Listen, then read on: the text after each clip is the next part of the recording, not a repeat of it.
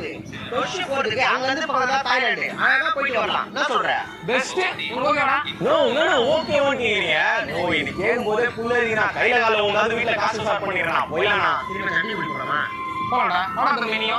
நான் இல்லண்ணா நீ போனா வீட்ல பேசணும் ட்ரெஸ் எல்லாம் தெரியுங்கண்ணா. என்னடா? தாய்லாந்துண்ணா. தாய்லாண்டா? என்னடா இவன்? ஃபர்ஸ்ட் டைம்ல அதான் சீரியஸா எடுத்துக்கிறேன். ஏய் தம்பி நான் சீரியஸ் எடுத்துக்க கூடாதுடா.